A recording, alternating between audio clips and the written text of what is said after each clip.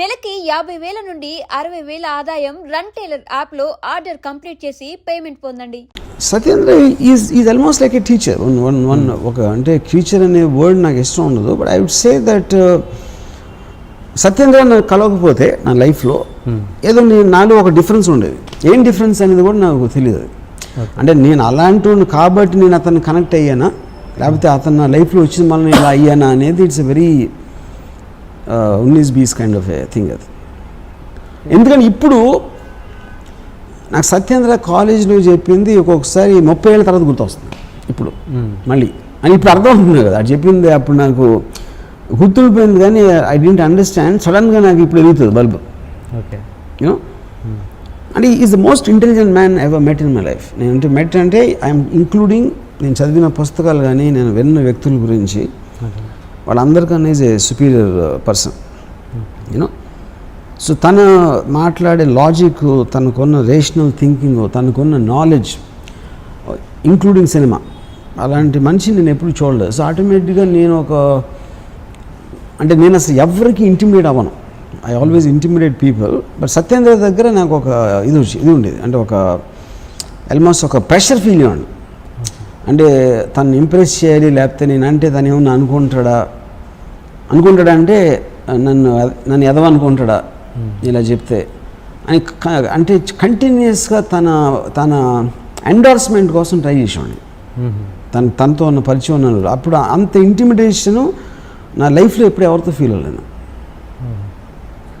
ఇప్పటికీ టచ్లో ఉంటారా మీరు? Very rare. ఎక్కడండి ఇప్పుడు ఆయన ఉండేది? ఇక్కడ ఆయన ఇప్పుడు విజయవాడలో ఈజ్ ఇంజనీరింగ్ కాలేజ్లో ప్రొఫెసర్. అంతా మీకు ఇంపాక్ట్ క్రియేట్ చేసిన రిలేషన్లో మధ్య మీకు గుర్తున్న ఇన్సిడెంట్స్ చెప్పండి. ఏదైనా మీకు ఆయనకు మధ్య జరిగింది అంత ఇంపాక్ట్ క్రియేట్ చేసిన, అంటే రామ్ గోపాల్ వర్మ గారికి ఇంపాక్ట్ వచ్చిందంటే అది మామూలు విషయం కాదుగా, అదేంటి అని.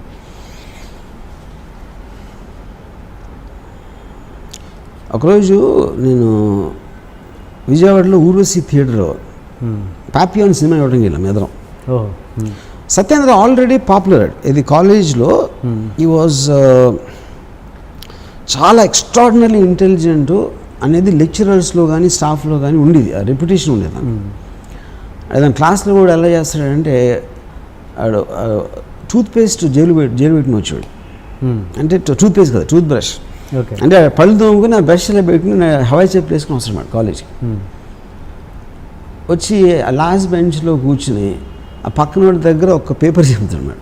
పేపర్ చింపి అదే నోట్బుక్ ఆడు పెన్ నోట్ తీసి ఆ లెక్చరర్ చెప్తా ఉంటే మధ్యలో ఒక క్వశ్చన్ వేస్తాడు ఆ సబ్జెక్ట్ గురించి వేసాడు. ఆ లెక్చరర్ టెన్షన్ వచ్చేసి అసలు వాళ్ళకి, యూనో. క్లాస్ మధ్యలో ఒకసారి లీగ్స్ వెళ్ళిపోతున్నాడు. ఏంటి ఎక్కడికి వెళ్తున్నావు అంటే నేను చెప్పేది అర్థమైపోయిందని వెళ్ళిపోయాడు. అంటే ఇప్పుడు వీళ్ళందరికీ నువ్వు అర్థం చేసి చెప్పి ఆ టైం నేను వేస్ట్ చేయనని చెప్పి వెళ్ళిపోయాడు. ఇలాంటి ఇన్సిడెంట్లు చాలా జరిగింది సత్యేంద్రతో. ఒకరోజు ఊర్వశి థియేటర్లో పాపియాన్ అని సినిమా ఇవ్వడం వెళ్ళాం. అంటే ఈ ఇంటర్వెల్లో ప్రిన్సిపల్ గారు కలిసారు, కాలేజ్ ప్రిన్సిపల్. ఇంటర్వెల్లో కాలేజ్ ప్రిన్సిపల్ ఆయన కూడా వచ్చి సినిమా ఇవ్వడానికి, మా కాలేజ్ ప్రిన్సిపల్. అప్పుడు మా ఎగ్జామ్స్ జరుగుతున్నాయి. ఏంటి ఎగ్జామ్స్ పెట్టుకుని ఎక్కడ ఎలా వచ్చారో అని అడిగారు. అంటే అది సత్యేంద్ర తెలుసు ఆయనకి, because of his reputation and all that. And Satyendra side కాలేజ్లో మీ కాలేజ్ చదువులు కన్నా దీంట్లో నేర్చుకోవాల్సింది ఎక్కువ నేను 7వ వస్తున్నా. నాకేం అనిపించలేదే అంత ఇందులో అన్నారు. మీకు అనిపించిందేదో నాకు అనిపించింది. సో ఆ కనిపించింది, మీకు ఏదో కనిపించినప్పుడు 7 సార్లు చూడాల్సిన అవసరం ఏంటన్నా నా principle. Why do fuck your wife everyday అన్నాడు. So the point is, and you will say it with such intensity, మీకు ఇంటిమిడేట్ అయిపోతుంది. you won't even take it as an offense, you know. అంటే ఈడు సత్యేంద్ర టైంలో నాకు తెలిసి ఒక 20 years ఉంటాడు ఏజ్, మేబీ 19. అండ్ మా ప్రిన్సిపల్ గారికి ఒక 50 ఏళ్ళు ఉంటాయి. ఇంకొక స్టూడెంట్ నేను తెలియదు ఆయనకి, మా ప్రిన్సిపల్ గారికి. నేనేదో సత్యేంద్ర ఫ్రెండ్ పక్కన I'm just hanger on. Why do fuck your wife every day అని అడిగి చూస్తున్నాను మహా. ఆయన అలా వెళ్ళిపోయారు తిరిగి. సీరియస్ తర్వాత 5-6 years అయిన తర్వాత ఆయన రిటైర్ అయిపోయి 10 years తర్వాత నేను మరువలేని ఒక విద్యార్థి అని సత్యేంద్ర మీద ఒక వ్యాసం రాశారు ఒక బుక్ కోసం. అంత ట్రెమెండస్ ఇంపాక్ట్ క్రియేట్ చేశాడు తను. సో అలాగే నాకు ఎంత ఇన్ఫ్లుయెన్స్ ఉందంటే సత్యేంద్ర నుంచి నేను ఒక్కొక్కసారి నేను ఫ్రెండ్స్తోనో లేకపోతే ఎవరితో కూర్చుని మేబీ ఒక 9:30కి స్టార్ట్ చేసి 3:30 వరకు మాట్లాడింది సత్యేంద్ర గురించి. తనకి నాకు ఉన్న అనుభవాలు కానీ తనకున్న అంటే ఇప్పుడు ఏంటి తన ఏజ్ ఆఫ్ అంటే నాకు 2 years జూనియర్ అతను. నేను ఇంజనీరింగ్ కాలేజ్ 3rd yearలో ఉన్నప్పుడు తను ఫస్ట్ ఇయర్ జాయిన్ అయ్యాడు. అంటే నాకు తెలిసి మ్యాక్సిమం 17-18 ఉంటుంది ఏజ్ అప్పుడు సత్యేంద్ర. 17-18 ఏజ్లో already Friedrich Nietzsche, Ayn Rand, Arthur Schopenhauer, Descartes మొత్తం బుక్స్ అని చదివేశాడు. ఇంగ్లీష్ నాలెడ్జ్ తనకి ఆ టైంలో ఉన్నది ఇన్ని సంవత్సరాల తర్వాత నేను ఇంతవరకు ఎవరిని చూడలేదు. చాలామంది నా ఇంగ్లీష్ గొప్పగా అనుకుంటారు. నేను సత్యేంద్ర ఉండి ఇంగ్లీష్ మాట్లాడలేను, నాకు భయం వేస్తుంది అర్థం మాట్లాడటం. ఎందుకంటే నాకు తెలుసు కాబట్టి నా నాలెడ్జ్ కొన్న లిమిటేషన్. సో వైజాగ్ నుంచి వచ్చినోడు 1983లో అసలు అంత నాలెడ్జ్ ఎలాగ పాసిబుల్ అనేది నాకు బిగ్గెస్ట్ మిస్టరీ అది ఎంతవరకు. కానీ నేను అప్డేట్ అయింది మాత్రం సత్యేంద్ర గురించి. నేను అసలు ఫస్ట్ టైం ఫిలాసఫీ బుక్ చదివింది సత్యేంద్ర మౌలానా. ఫిలాసఫీ అన్న మాట వినింది సత్యేంద్ర మౌలానా. ఓకే. ఈ క్రాస్ క్వశ్చనింగ్ లేకపోతే అనలిటికల్ వే ఆఫ్ థింకింగ్ అనేది ఫస్ట్ నాకు అర్థమైంది Satyendra Maulana. So that impact is tremendously there on. అంత ఇంపాక్ట్ ఇచ్చిన మనిషికి మళ్ళీ మీరు ఎందుకు టచ్లో ఉండరు? సో తన వలన బేసిక్గా he's a guy who doesn't want to become anything in life. అంటే తనకున్న ఒక I would know how to say that. అంటే ఇప్పుడు నాకు తను చెప్పాడు ఒకసారి, యువర్ ఎబిలిటీ అంటే ఇక్కడ నేను చాలా డబ్బును అయిపోవాలి, చాలా పేరు సంపాదించేది, లేకపోతే పెద్ద డైరెక్టర్ అయిపోవాలి, లేకపోతే బిజినెస్ మ్యాన్ అయిపోవాలి.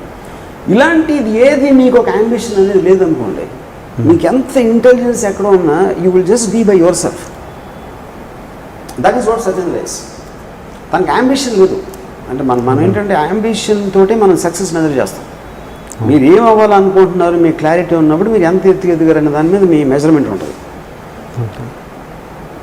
ఏం అవ్వాలనుకుంటున్నారు అని మీకు ఇంటెన్షన్ లేనప్పుడు he probably is very happy just reading a book or writing a book. You know. Okay. మీరు ఇంత మీ గురించి తన గురించి మీరు ఇంత గొప్పగా అనుకుంటున్నారన్న విషయం తనకి రీచ్ అయిందండి? తను పట్టించుకోండి. తను I don't know. I'm sure he knows. ఎందుకంటే నేను తన గురించి ఒక నా ఇష్టం బుక్లో ఒక ఆర్టికల్ రాయటం జరిగింది. అండ్ చాలాసార్లు ఇంటర్వ్యూలు కూడా చెప్తాను సత్యేంద్ర నా మీద ఉన్న సత్యేంద్ర ఇన్ఫ్లుయెన్స్ గురించి. అంటే ఈ నోస్ ఇట్ లైక్ ఇన్ఫర్మేషన్ ఎంత నేను ఫీల్ అవ్వదు. ఎందుకంటే తను అబ్సల్యూట్లీ ఎమోషన్స్కి అసలు ఈజ్ బియాండ్ ఎమోషన్స్. రాముకి నేను చాలా ఇష్టం, నేనంటే చాలా గౌరవం, అట్లాంటి స్టూపిడిటీస్ తనకి you won't react to that. ఒక ఇన్ఫర్మేషన్ లాగా ఎవడో రాము నా క్లాస్మేట్, అప్పుడు మేము ఇద్దరం కలిసి ఉండేవాడు, అది ఫీల్ అవుతున్నాడు ఒక ఇన్ఫర్మేషన్ లాగా ఉంటుంది. కానీ ఇప్పుడు నేను ఆలోచించినంత, నేను మాట్లాడినంత సత్యేంద్ర నా గురించి దాంట్లో 1% కూడా మాట్లాడే అది మాత్రమే ఐఎమ్ వెరీ షూర్. ఎందుకంటే I'm a topic of not interest, no interest ఆయనకి. అలాగే మీరు ఇప్పుడు మీకు అదే వచ్చిందిగా, ఇది మీ ఆ ఇంపాక్ట్ మీ మీద కూడా అదే పడిందిగా. ఇప్పుడు మీరు అన్నట్టు ఎలాగా మీరన్న పర్సన్స్ గుర్తు వాళ్ళు నాకు గుర్తులేరు అన్నారుగా, అలాగే అది ఆబ్వియస్లీ కదా. అదే ఇప్పుడు నాకు నేను తన మీద ఇంపాక్ట్ క్రియేట్ చేయాలి, అందుకని నేను గుర్తున్నాను దాన్ని. అదే బట్ తను చేసాడు కాబట్టి నాకు ఉంటాడు. That simple that. తన గురించి అంటే నాకు తెలియదు, తను ఏంటంటే ఫ్యామిలీ పర్సనా, ఇప్పుడు ఏంటి పెళ్లి చేసుకోలేదు. ఇంత మీరంత ఇంపార్టెన్స్ ఇచ్చే సత్యేంద్ర గారు ఆయన మీ గురించి ఏమనుకుని ఉంటారు బహుశా? మెయిన్ పాయింట్ ఏంటంటే ఇప్పుడు ఎప్పుడైనా మీరు ఒక వ్యక్తికి ఇంపార్టెన్స్ ఇచ్చేదానికి ముఖ్య కారణం ఆ వ్యక్తి మీ మీద క్రియేట్ చేసిన ఒక ఇంపాక్ట్. దాని మూలాన మీరు గుర్తుండిపోతారు, ఒక మనిషి గుర్తుండిపోతారు మీకు. సత్యేంద్ర నా మీద చేశాడు కానీ నేను సత్యేంద్ర మీద చేయలే. సత్యేంద్ర నా గురించి గొప్పగా చెప్పడానికి నేను చెప్పిన ఒక తెలివైన మాట, లేకపోతే ఒక బుక్, లేకపోతే వాడికి ఒక బతికే లైఫ్ స్టైల్ గురించి ఎక్స్ప్లెయిన్ చేయడానికి నేను ఎప్పుడు చేయలేదు, నేను విన్నా. అది ఎలా ఉంటుందంటే ఇప్పుడు అందుకని సత్యేంద్రకి నేను ఇప్పుడేంటి రామ్ గోపాల్ వర్మ అనే మనిషి సత్యేంద్ర కన్నా పబ్లిక్ పర్సెప్షన్లో ఎక్కువ పాపులర్ కాబట్టి సత్యేంద్ర ఎందుకు పట్టించుకోవడం మీకు అనిపిస్తుంది. కానీ సత్యేంద్ర నా పాపులారిటీని పట్టించుకోడు, ఎవరి పాపులారిటీని పట్టించుకోడతాను. సో అప్పుడు ఇందాక ఒక సందర్భంలో నేను చెప్పాను కదా, వినోద్ బాలా నాకు గుర్తులేదు అని చెప్పాను కదా. వినోద్ బాలాకి నాకు ఎంత దూరం ఉంటుందో నాకు సత్యేంద్రకి అంతే ఉంటుంది. ఓకే ఓకే నేను ఒక డైరెక్టర్గా ఒక పర్టికులర్ ఒక ట్రెండ్ సెట్టింగ్ ఫిలిం అది అయ్యింది. శివ ఫ్లాప్ అయి ఉండొచ్చు కదా, శివ ఫ్లాప్ అయ్యి ఉంటే వినోద్ బాలాకి ఎంత గుర్తుండి ఉంటుంది అనేది అది క్వశ్చనబుల్ థింగ్. అది ఏదో ఒక ఎక్స్పీరియన్స్ లాగా అయిపోయేది. అంత ట్రెండ్ సెట్టింగ్ ఇంపాక్ట్ఫుల్ ఫిల్మ్ అయిపోయింది కాబట్టి దానికి సంబంధించిన మెమరీస్ అనేది వినోద్ బాలాలో ఉన్నాయి. కానీ నాకు నా 25 జర్నీలో సినిమాలు బ్యాడ్ గుడ్ అన్నీ రకరకాల వ్యక్తులు కలవటం, బాంబే వచ్చి ఉండిపోవడం, ఇంతమందిని ఇక్కడ నేను బాల్ ఠాక్రే దగ్గర నుంచి, సుబ్రత రాయ్ దగ్గర నుంచి, అమితాబ్ ఇలాంటి వాళ్ళు అందరితో నేను కూర్చున్న తర్వాత ఎప్పుడో ఎక్కడో జరిగిన ఒక ఎక్స్పీరియన్స్లో కలిసిన మనిషిని నాకు గుర్తుంది. ఎందుకంటే నాకు వేరే ఇంపాక్ట్ఫుల్ విషయాలు చాలా ఉన్నాయి తర్వాత. సిమిలర్లీ సత్యేంద్ర కాన్సెప్ట్లో సత్యేంద్రకి నేను Vinod Bala, that's what I think it is.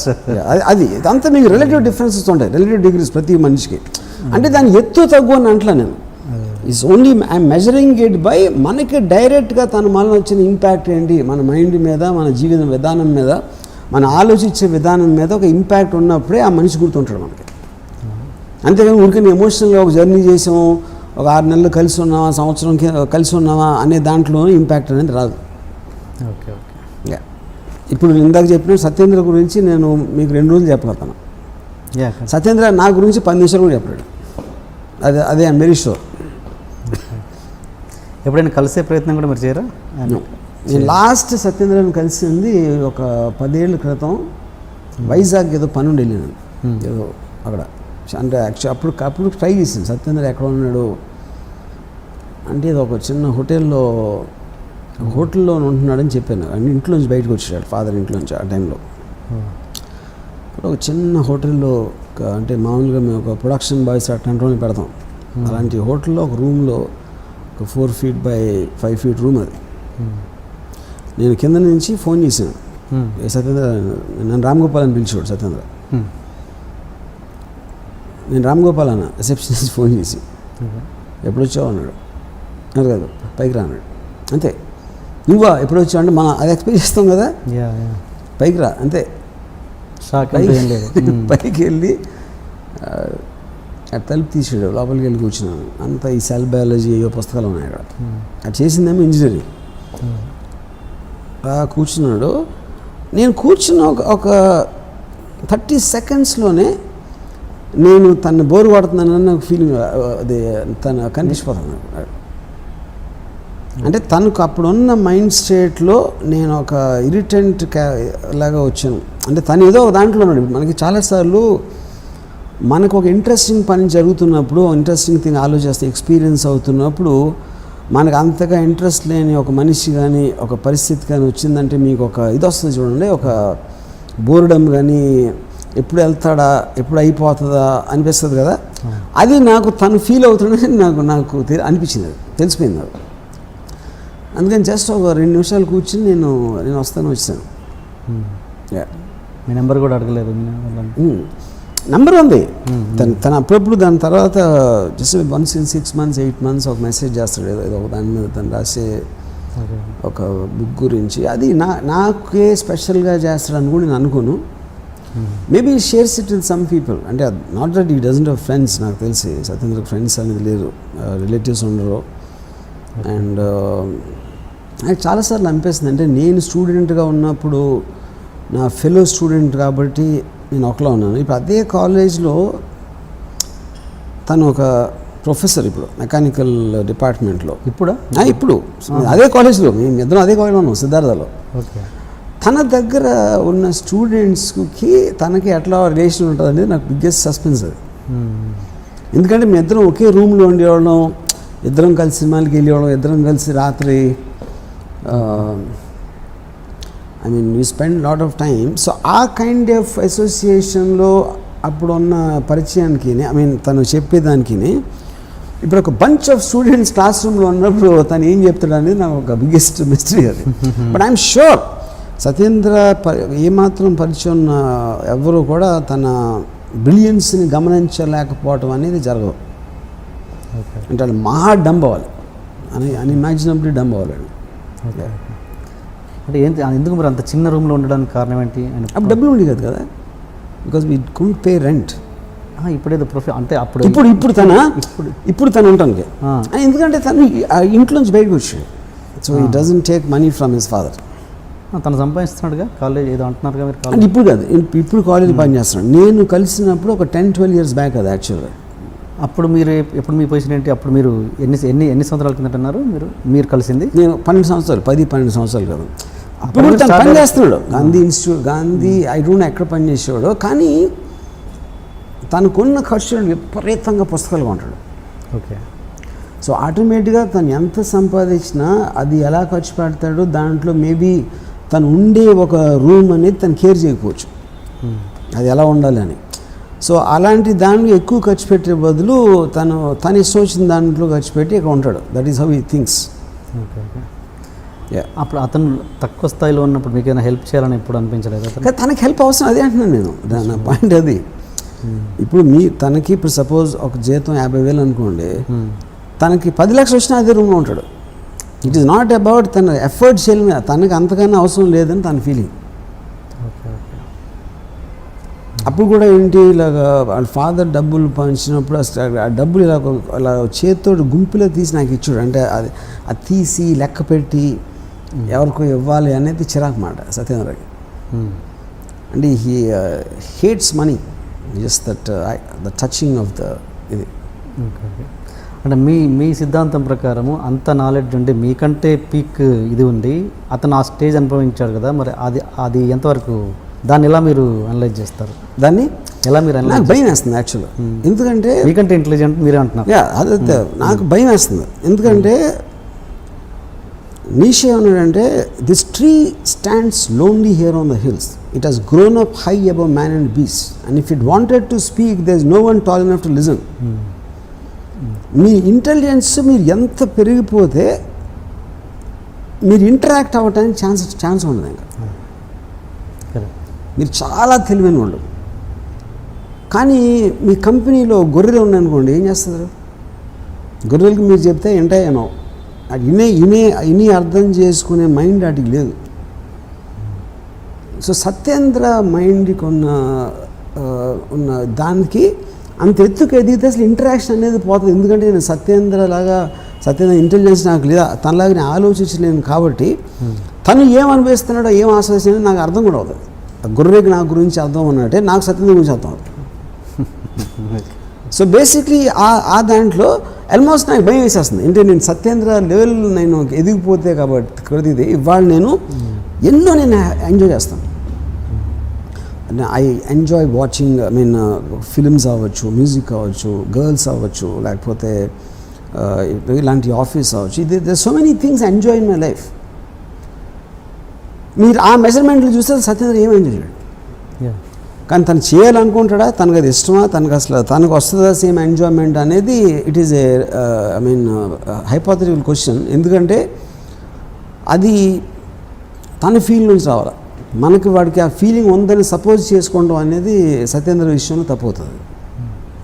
ఆ స్టేటస్ నేను ఎంజాయ్ చేస్తున్నాడు అంతే సింపుల్గా. ఎంజాయ్ తెలియదు నాకు, కానీ నేను దాని మీద ఎందుకు కామెంట్ చేయనంటే సత్యేంద్ర మీద కామెంట్ చేసేంత అర్హత నాకు లేదు.